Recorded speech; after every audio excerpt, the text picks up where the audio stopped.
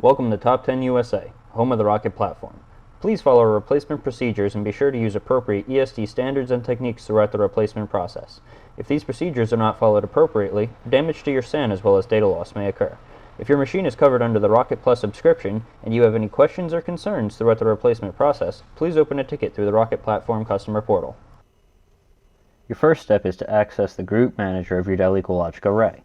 There are two methods to accessing your array. If you already know how to access the Dell EqualLogic Group Manager, please skip to 1 minute and 9 seconds. If you are utilizing SAN Headquarters, you will want to launch the SAN Headquarters client. Once SAN Headquarters is loaded, on the left-hand side of the page you will see a list of current groups managed by SAN Headquarters. From here you will need to select on the particular group with the current issue. You will right-click on the group name and select Launch Group Manager and log in using your login credentials. If you are accessing your Dell EqualLogic via web browser, you will open your web browser and in the address bar either enter the host name of the SAN or the management IP address. Once you see a login prompt, please enter your login credentials. Now that you are logged into the EqualLogic Group Manager, you are going to need to identify the EqualLogic array with the issue. On the left-hand side of the page, we are going to select on the particular array that currently has an indicator marking. In the center of the screen, you will see a row of tabs across the top of the page. You will need to go to the Maintenance tab of the Dell EqualLogic array. Toward the right-hand side of this tab, you are going to see identification information of the array. Be sure to click Start LED Flashing and then make note of the service tag of your Dell EqualLogic array. You will need the service tag and any LED indication turned on for any service procedure in order to identify the faulty SAN with ease. If either of these methods do not work or the machine is inaccessible, contact us directly. Prior to replacing any of the physical failed drives, you must first ensure that there is no RAID rebuild currently running. Go back under the Summary tab, and toward the right-hand side of this tab you will see a RAID status. You must make sure this status reads as either OK or degraded. If you see rebuilding as the status of the array, you will need to wait until the rebuild has completed and the status is changed to OK or degraded. When replacing a single failed drive in a Dell EqualLogic array, you will need to identify which drive is currently failed through the Group Manager prior to the physical replacement.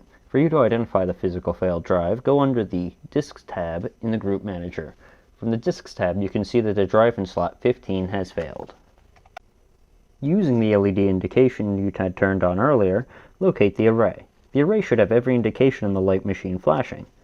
Verify that this is correct using the service tag from the Group Manager. The service tag of the array should be located on a sticker in the rear of the machine by the controller slots. Once the array has been identified, you will need to turn off the indicator lights. Enter back into the Group Manager and select the member with the failed drive. Open up the Maintenance tab, and on the right-hand side, select the option Stop LED Flashing. Depending on personal preference, you may have left the faceplate attached to cover your array. If the faceplate is attached, take your Dell-issued key and turn it in a clockwise direction. Next to the lock, you will see a little black tab. Lift up on the black tab, releasing the locking mechanism, allowing you to remove the faceplate. Now from the front of the EqualLogic array, you are able to see the drive in slot 15 has failed. You can verify this by the indicator light that will be flashing amber on the drive, while confirming that the indicator light is for the correlating slot you saw in the Group Manager. Now that you've confirmed this is indeed the drive that will need to be replaced, you will need to depress on the tab of the drive, releasing the locking mechanism. Once the mechanism has been released, the arm of the drive tray will begin to swing forward. Swing the arm all the way out using a light amount of force.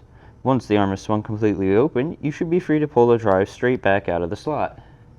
Now that the failed drive has been removed, wait approximately 10 to 15 seconds, then you can proceed with inserting the replacement drive.